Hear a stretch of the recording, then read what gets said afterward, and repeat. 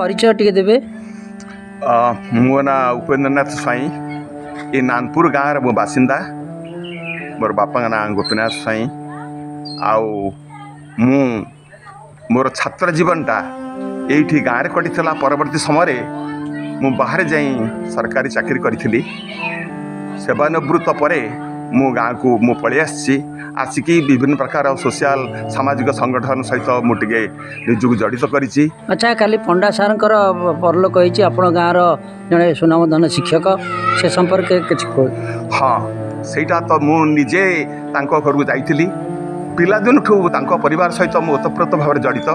तांको बापा कविराज विश्वनाथ पंडा तांको बड़ भाई वैकुंठनाथ पंडा आउ अन्य सदस्य मान व्यक्तिगत जाने आउ मु जाइकी तांको सांगरे किछि समय मझिरे मझिरे मु आलोचना करे आयुर्वेद विषय मोर सामान्य ज्ञान अच्छी से मत पचारती यहाँ कौन करी ये अवस्था मो बर्तमान सुस्थ हो आसी कि परवर्ती समय से ये गोटे तांकर परिस्थिति सृष्टि है सी ताकू आउ भल हो पारे ना शेष निश्वास त्याग कर पिलादिन ठूँ मुझे व्यक्तिगत जानी साहित्य प्रति बहुत अनुराग अच्छी से ड्रामा लिखती आउ जड़े जनाशुना शिक्षक से बालीचंद्रपुर स्कूल रे जड़े शिक्षक हिसाब से बहुत ही से सुनाम अर्जन कर छात्र बत्सल पिला बहुत भल पाती आउ गाँव लोक भल पाती आउ ग्रामर बहुत प्रकार सांस्कृतिक कार्यक्रम से भाग नियंती लोक सम्मान करती। आउ गोटे बड़ कथा भल गुण होची से जड़े स्वल्प भाषी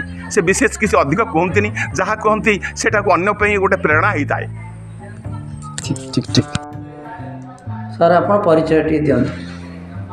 मु शरद कुमार दास बालीचंद्रपुर मध्य इंग्राजी विद्यालय शिक्षकता आरंभ करी।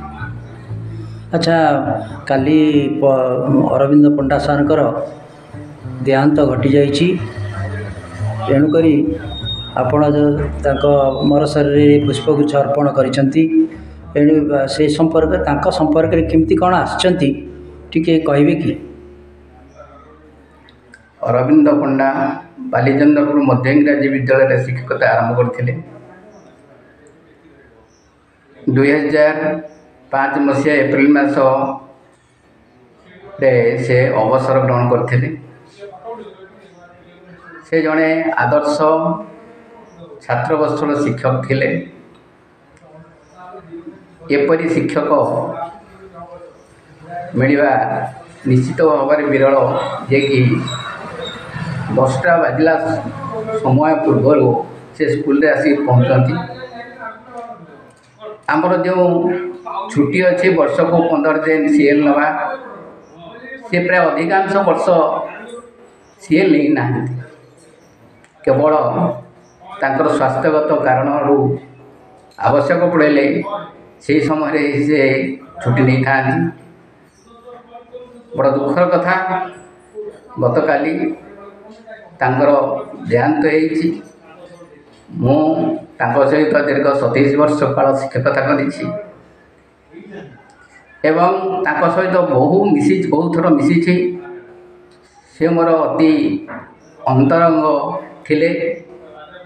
तेणु तांको देहांत आम अंचल शोकर छाया खेली जाइछि एवं मु अत्यंत मर्माहत।